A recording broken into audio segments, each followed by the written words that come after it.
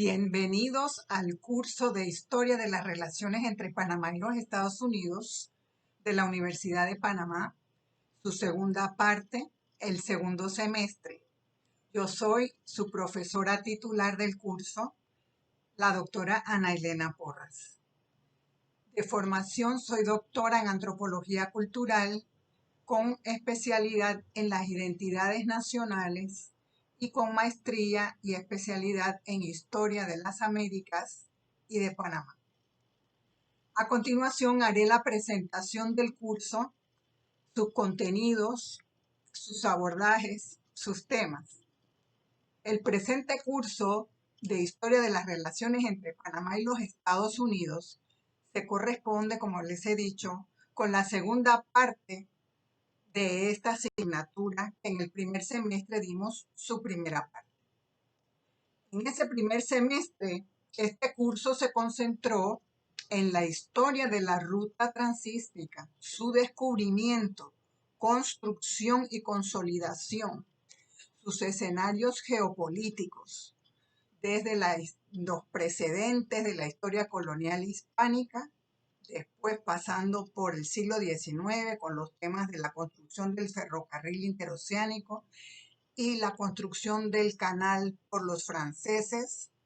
Pasamos también a explicar cómo Panamá se separa de Colombia por razón de ese mismo proyecto del paso interoceánico, en el caso específico de la construcción del canal por el ejército de los Estados Unidos de América.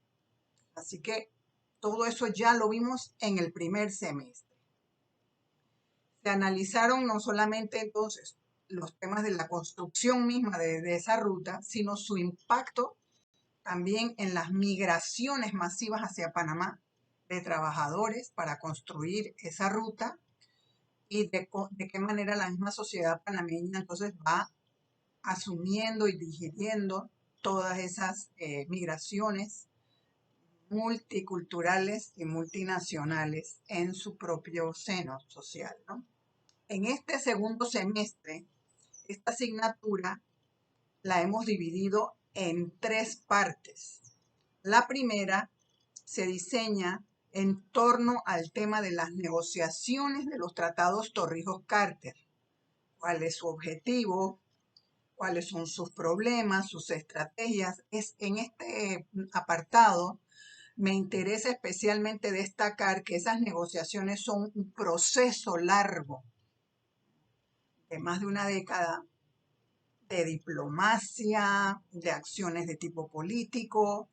Tuvo distintas fases, muchos problemas, hubo que diseñar una nueva estrategia diplomática para que entonces comprendamos el valor de ese proceso negociador y la importancia de que un país como el nuestro, es para todos los países, pero más aún para Panamá, que por razón de la ruta interoceánica es muy vulnerable a la colonialidad por parte de las grandes potencias, y que este proceso negociador es una gran lección de cómo un país pequeño puede lograr pues sus metas de liberación y de soberanía nacional si se traza un proyecto nacional y es coherente y hábil de buscarse alianzas internacionales. Entonces, esa es la primera parte. La segunda, entonces, nos vamos a enfocar en los contenidos de los tratados Torrijos-Carter, que vienen siendo como el resultado de esas negociaciones que hemos estudiado en la primera parte. Ahí vamos a ver entonces cómo los tratados Torrijos-Carter en realidad son dos tratados. Uno concerniente al canal, que es el más exitoso para Panamá, porque entonces Panamá consigue reconquistar su territorio nacional, unificarlo, ser soberano, eliminar entonces consecuentemente la zona del canal, eliminar las bases militares y hacerse del propio canal, administrarlo, ¿no? Pero el segundo tratado, que es el de la neutralidad, es entonces una tarea pendiente para Panamá porque sí somete a Panamá al control de los norteamericanos en la defensa del canal. O sea que en vez de ser un tratado de neutralidad, como se llama, es en realidad un tratado de defensa, ¿no? Que garantiza el control de los Estados Unidos, ¿no? Así que ese es un tema que por eso es los que defendemos la asignatura de las relaciones de Panamá con Estados Unidos como una asignatura especializada, la defendemos en parte por ese tratado de neutralidad que todavía nos somete a esa Policía Internacional de los Estados Unidos y que hace que ese ciclo histórico de las relaciones de colonialidad entre Estados Unidos y Panamá, ese ciclo sigue abierto, no se ha cerrado. La tercera parte del temario, pues de esta asignatura del segundo semestre, ya nos va a orientar hacia temas de la globalización de Panamá. También vamos a ver la historia de la globalización, que no es nueva para Panamá, tiene sus antecedentes desde el momento en que Panamá se descubre como la ruta interoceánica, pero claro, haciendo un énfasis en nuestros tiempos, esa globalización y también el impacto que tuvo la invasión de los norteamericanos a Panamá en 1989. O sea que ese último tema se llama globalización y periodo post-invasión. Ahí vamos a ver algunos puntos muy específicos, pero al final lo que queremos destacar es que todavía hay desafíos en nuestro futuro próximo y tareas pendientes hacia la liberación, ¿no? Y la independencia de Panamá, o sea, perfeccionamiento entonces del Estado Nacional de Panamá. Otro asunto que quiero destacar es ya un análisis de los significados de los libros de historia y de los historiadores sobre la historia de las relaciones entre Panamá y los Estados Unidos. Porque podemos identificar dos temas o narrativas historiográficas en esta historia. En realidad es la historia de la ruta interoceánica, ¿no? Porque es la ruta interoceánica, es el imán de las potencias hacia Panamá. Primero esa potencia fue España, pero Estados Unidos la ha reemplazado y sigue activo en el presente. ¿No? Entonces, hay una narrativa, son dos narrativas historiográficas. La primera que voy a mencionar y explicar expresa cómo esa ruta interoceánica es descubierta, cómo se construye y cómo se va consolidando, pero también, y muy importante para Panamá, es quien controla y administra esa ruta, ¿no? Interoceánica. Esa primera historiografía la cuentan normalmente los historiadores de las potencias involucradas en esta historia y es una narrativa que es épica, de cierta forma, desde una perspectiva de la construcción y esa obra de ingeniería, ¿no? Desde la época de la colonia, luego con el ferrocarril, que también es una gran epopeya, luego, por supuesto, la experiencia francesa, que también es increíble desde ese punto de la ingeniería, pero también suelen ser entonces esos libros desde esa perspectiva pues una leyenda dorada, ¿no? De los grandes logros de los imperios, ¿no? Desde el punto de vista de sus ingenieros, de la ciencia, del progreso y la modernidad, ¿no? Más o menos va en ese sentido ese primer tema, pero tiene una deficiencia importante porque es la narrativa, digamos, de la colonialidad en donde los panameños, nuestra sociedad, nuestra nación, nuestra historia y nuestra cultura es totalmente excluida de esos libros de historia. Nosotros no existimos. Se habla de Panamá como un territorio, ¿no? Y es reducido Panamá a un paso y a una ruta. O sea, no es una nación. Ese es el punto en esa narrativa historiográfica de esos libros de historia. Inclusive cuando se habla ya tan cercano como es la construcción del canal por los norteamericanos, esos grandes libros el paso entre los mares de Macaulay y todos otros grandes autores norteamericanos destacan como los héroes de esa historia a sus ingenieros, ¿no? Básicamente.